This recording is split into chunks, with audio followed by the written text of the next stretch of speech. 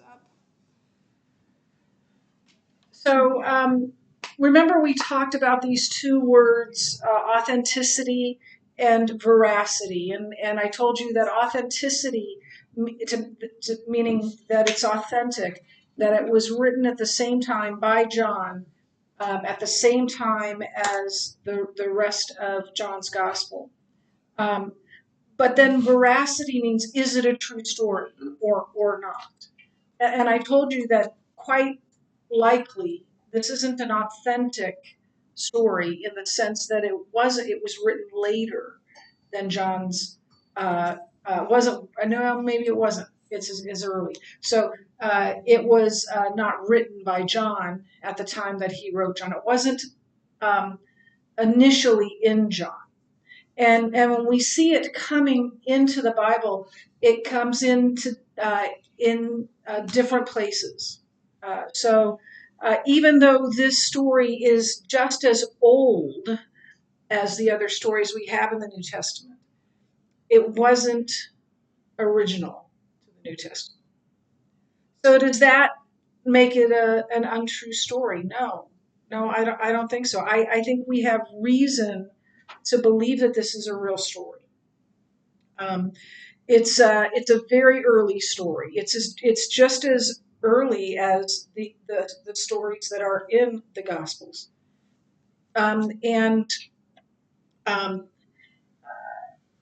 it actually sounds like it writes like or reads like more than John, one of the Gospels, the like Matthew, Mark, and Luke, and it does show up. Yeah, I believe in Luke sometimes. So it's very early, just as early as all the other stories. But it was probably left out because of the nature. Because here's Jesus giving a woman that has been found in sexual sin. He's giving her grace, which he gives to all of us, right? But in that time and day, they would have thought, no, you're not supposed to tell her just to go. We're supposed to stone her. So that's probably why it was left out of the church. So just to sum that up, I believe that this is a true story, that somehow got misplaced in John. And I also believe that there's a lot we can learn from this story, um, and so that we'll study it and apply it just as we have all the other true stories in John's Gospel. So when it says on there that she was caught in the act, she was caught in the act, right? And that's a legal claim. But the evidence that was needed to adjudicate that claim was at least two witnesses. No person could be convicted by one witness. There had to be multiple witnesses who saw the actual act at the same time in the same place, but did not participate in it. They had nothing to do with it. They just saw it. So for this to be true in this case, they would have had to set a trap for the woman. And I believe they did. Because their point wasn't the woman, and they didn't care if she was sinning. They were trying to trap Jesus. And they thought this would be the perfect trap. So that's about where we left off. But I'm not a women's liber. But where's the man? Why don't we know about that? Because as D.A. Carson says, um, uh, that adultery is not a sin that one does in splendid isolation. There was a man involved, but they don't care about that. In a sexist society, they wouldn't concern themselves about that. They could have brought her to Jesus privately, but again, that would have not fit their agenda. And Jesus knows exactly what they're doing. They're trying to trap him. If he refuses to uphold the Mosaic law, he's a lawbreaker, and they can charge him with that. But if she upholds the Mosaic law, not only would he be essentially signing her death warrant, he would have been supporting a practice of stoning that was not very popular at this time in history. Therefore, Jesus' popularity and ministry would suffer, and that's what they wanted. Either way, they believed they had Jesus, had him trapped. Or do they? This is Jesus' response.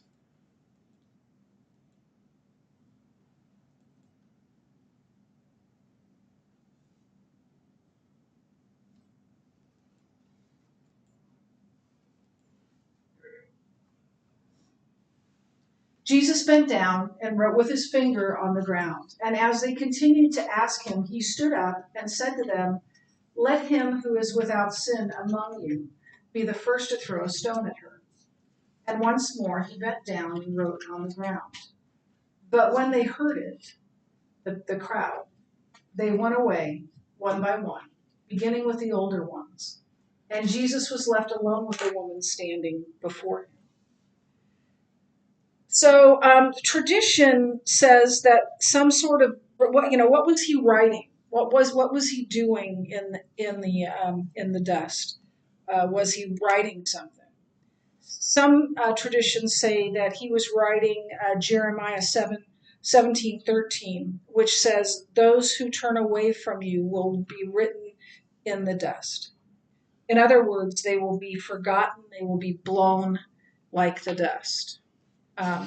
But we can't know that for sure, obviously.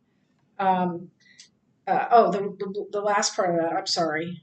The last part of that is so those who turn away from you, meaning God, will be written in the dust because they have forsaken the Lord, the spring of living water. It might have been another verse, or he might have been writing down the accuser's sins, or maybe he was writing the names of those who had committed adultery themselves. Some say he was doodling to buy time for tempers to cool down, and that's possible. Or to avert his eyes from the woman who was possibly naked, or at least close. And so we just don't know. The truth is, but what we do know is what he says, and he says, "Let whoever has not sinned be the first to throw a stone." Obviously, no one there could do that. Now, what does he mean by that? He doesn't mean sinless, or the law would be pointless. The witnesses in a stoning were the first to were to be the first stones thrown. So the witnesses had the job of throwing the stones. So Jesus is saying this: any of them who are guiltless in this situation and have not also committed adultery are the only people qualified to participate in the stoning. So Jesus is cutting to the quick of their conscience because Jesus knew that they were in fact guilty of setting this woman up and using and abusing her. And they were also likely um, guilty of adultery, maybe even with this woman. So one by one, they walk away until Jesus is with the woman alone. So this is what it says this is the conversation between Jesus and the woman. Jesus stood up and said to her, "Woman, where are they? Has no one condemned you?" She said, "No one, Lord." And Jesus said, "Neither do I condemn you. Go, and from now on, sin no more." Now, make no mistake, the woman is guilty, but Jesus showers mercy on her. And I believe her life forever changed. Why does he show mercy? Well, he knew everything that had happened. And my guess is that she was either raped or was coerced to do this, and he knew that. But even if she didn't, she wasn't coerced, he still showers grace on her. And as I said, I believe she was forever changed. I don't know if you've ever watched a movie where it's based on a true story, something like Remember the Titans. And at the end of those movies, oftentimes they give you a where are they now? So you see those football players from Remember the Titans, and one became a teacher, and one became one had died, and they give you an update on those people. I would have loved to know what happened to her after this. I don't think we can know, where she went, but I think her life changed after that interaction with Jesus. This is a quote from Gary Birch. The crisp ending captures the seriousness with which Jesus views sin and judgment, even the sin of those who accuse the woman, and his gracious, forgiving outlook on those who are caught in its grip. I think a lot of times Christians believe, and especially maybe young Christians believe, they have screwed up so much that God can't forgive you. That can't happen. And I love what Corrie ten Boom says about her time in a Nazi camp and her sister's death at the hands of the Nazis.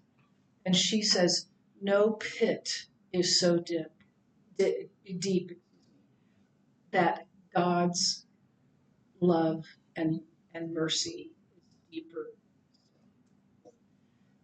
So I believe that's true for this woman. I believe that woman was changed by the grace of Jesus. So Jesus isn't treating sin lightly. He is, in fact, forgiving her sin while calling her to obedience. Go and sin no more. This is from a long time ago scholar, G.L. Burchett. Sin was not treated lightly by Jesus, but sinners were offered opportunity to start life anew. It's the same offer he makes to us. And I believe we are to see ourselves in this woman. If we don't see ourselves as dirty, rotten sinners deserving hell, just like she was, then maybe our hearts have grown hard concerning our own sinfulness. We tend to grade sins. Well, that one's really bad. This one isn't so bad, but all sin is sin and separates us from God. Murder does that. The lie you told to your parents last night does that. It's all the same. It's all an affront to God. And so I think we have to see ourselves in this woman. Because, I'm going to talk to you, I know I'm going to say this first. Your sin, my sin, nailed Jesus to that just as much as anything that adulterous woman ever committed. I don't know if you know the story of Hosea. I love the story of Hosea in the Old Testament. And God comes to Hosea, who was a prophet, and said, go to the market, find a prostitute, and marry her. Didn't tell him which one, just said, pick one. And so he goes to the market and he sees Gomer. And he takes Gomer and takes her home and marries her and cares for her, cleans off her wounds and the dirt and the muck that she's been in, and treats her with love. And then Gomer goes right back to the market and becomes a prostitute again. And once again, the Hosea goes back, he gets Gomer, takes her home, cleans her off, loves her, and cares for her, and she leaves again. And I think that we do that.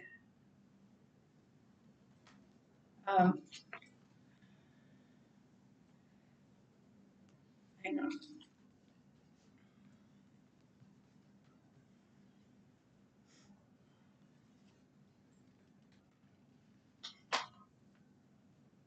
So, like I said, all sin.